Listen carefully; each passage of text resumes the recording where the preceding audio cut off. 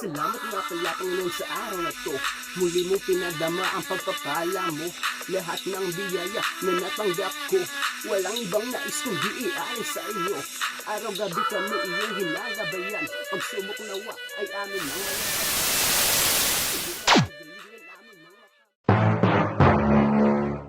Time check tayo mga tropa. Alas 6 ng umaga dito. Alas 5 sa Pinas. Kaya pala malamig kagabi. Umulan pala ng snow dito. Tignan niyo mga tropa. Annyeonghaseyo mga tropa. Kaya naman pala sobrang lamig kagabi. Umulan pala ng snow ngayong araw na to. Papasok na naman tayo sa trabaho para sa hanap buhay.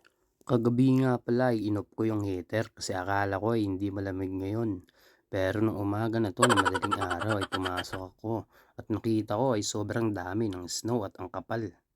Makikita nyo naman sa video mga tropa, halos nanginginig na yung kamay ko.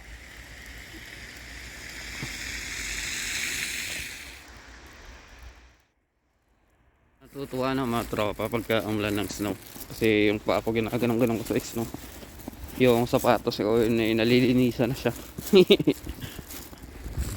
Parang wala pa masyado dumaan dito Ako pa lang kasi yung bakas ng paa isa pa lang Dito mo kasi malalaman sa bakas ng paa kung meron na dumaan dito. Grabe ang dami kapal ng snow ngayon. Grabe. Kaya kapal sobrang lamig. Nagulat ako sa dami sa kapal ng snow. Kasi ang sinuot ko na medyas ay manipis. Kaya sobrang lamig sa paa. Saka pumapasok yung snow sa sapatos ko.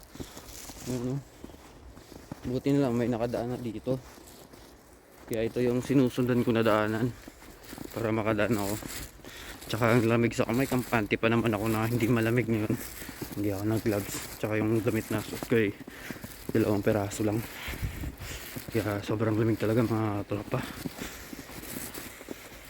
Dahil umulan ng snow mga tropa ay napakadulas ng daan na to. Makikita nyo naman yung mga sasakyan. Tignan yung takbo ng sasakyan mga tropa. Nandahan lang kasi meron nang na-aksidente dyan Ang area na to na ay napakadulas mga tropa, lalo na pagka umulan ng snow. Dahil pababa nga yung area na yan. At maraming na-aksidente dyan kahit hindi umulan ng snow. Pagka umulan ng snow dito ay makikita mo minsan ay gumigising na maaga yung mga Korean para walisin o tanggalin yung mga snow na nakabara sa kanilang bakuran. Nakagawian na ito ng mga Korean na gawin tuwing uulan ng snow. Napakadulas kasi at delikado. 10 to 15 minutes nga pala ang layo ng company namin pag nilalakad mula sa amin tinutuluyan. Pero nalakad ko siya ng 5 minutes dahil sa sobrang lamig. At dahil sobrang aga ko nga sa company, pabatiin ko muna ang isa nating tropa. Shoutout nga pala kay Naruto ng ikapito na Hokage ng bayan ng Konoha. Ikaw talaga ang patunay na nag-i-exist ang Naruto. Kamusta mo na lang pala ako kay Madara. Pagka-uwian galing ng trabaho ay naisipan ko muna paborito ko ng partner to sa itlog at saka sa kamote. Dahil tamang-tama mga tropa ay samahan nyo ako ngayong araw na to pagkatapos ng galing sa trabaho ay mag-iikot-ikot tayo. Habang naghihintay ako ng bus ay hindi ko nga sinasadyang nahagip ng camera yung isang Koreana. Kala ko hindi malamig kanina. Pakalupit na ako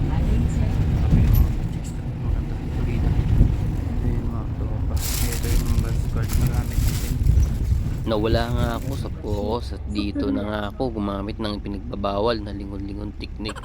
Napakaganda naman kasi ng aking katabi ay stay yung view pala sa labas ng mga sasakyan na dumadaan.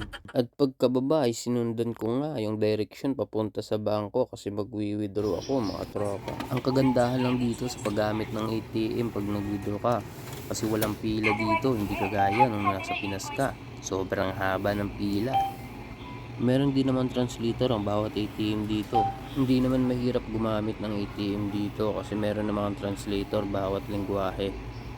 Yung English ang pinili ko para makadali ako makapag-withdraw. Ang kagandahan lang dito ay pag nag-withdraw ka ay walang kaltas. Hindi kagaya sa Pinas na bawat transaction mo ay may kaltas.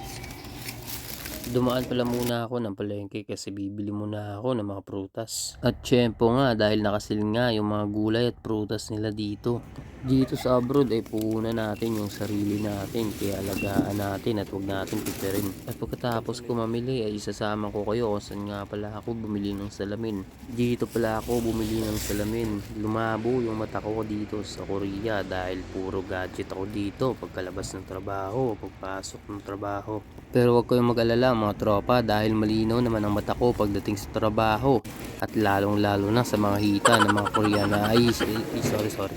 Pasensya na mga tropa dahil sa sobrang lamig ay nadudulas yung bibig natin. By the way mga tropa ay pumasok nga pala ako ng Daiso kasama yung isang tropa natin. Dahil nandito na tayo sa loob ng Daiso mga tropa ay mamimili tayo dito ng murang mga kapihan. Ang Daiso sa Korea ay napaka-popular at dito ka nga makakabili ng mga murang gamit kagaya nito. Sunod lang mga tropa. Pagkatapos namin sa Daiso ay pumunta nga pala kami muna sa isa naming kakilalang time traveler na naggagawa ng bisikleta. Nagtanong kami dito kasi sira na yung bisikleta namin kung magkano magpaayos sa kanya. At dahil nga malulobat na tayo mga tropa, hindi na ako nakapag-video pa. Dahil nga siguro to sa pagbisita namin sa aming tropang si Tilining. Siya yung humihigop ng mga energy kaya biglang nalobat yung cellphone ko. Kaya ngayon mga tropa ay magpapaalam na muna tayo.